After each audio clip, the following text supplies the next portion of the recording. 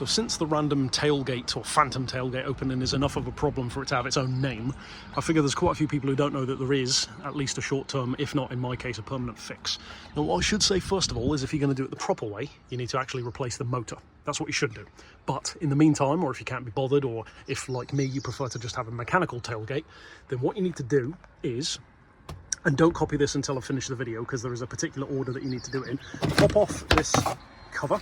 It's pretty simple, just pull it off, and then you've got this unit here, and then right here you can see I've disconnected this plug. Now this plug is on the very right hand end of this unit. It's easy to find. It's got like an almost Ethernet cable kind of clip, so just push it in on this side, slide straight down and out. It's not difficult, so don't force it, and then just undo that one. Now by doing that, you've disconnected the power tail.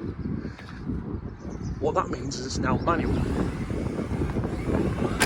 So it still closes just fine, it still locks just fine, and the power tailgate, if I key the power tail, still opens just fine. So there's no issue there at all.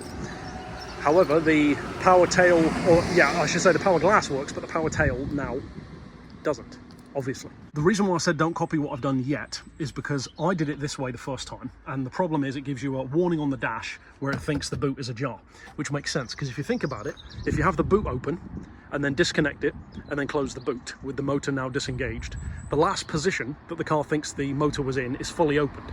So obviously it's going to give you that warning. So what you want to do, pretty obviously, is with it still in, with the motor still live, close the boot, make sure it's locked, make sure the glass is locked, then drop your seat, get in the back row into the third row here, and do the process that I said, but do it with this boot shut and locked. You don't have to lock the whole car, obviously, or anything like that, but just make sure that you do it from inside rather than from outside of the boot.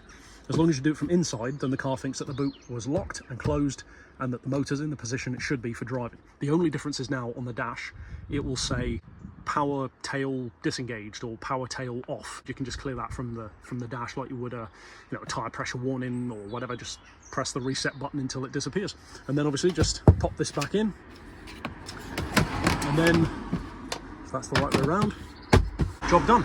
Get your third row back up as you were, close your boot, and problem solved. Now I kind of like this because just using one hand to open it, even without the only difference is it will stop there. So obviously you don't have the power assistance. So if you just push it up by hand, it stays open just fine. You just have to do it yourself. It's a bit of a gimmick anyway to have the power tail, so I don't really care not having it. And the difference is massive. Obviously now you don't have to worry about it opening at 5 o'clock in the morning or something. And I kind of like having, one less thing to break.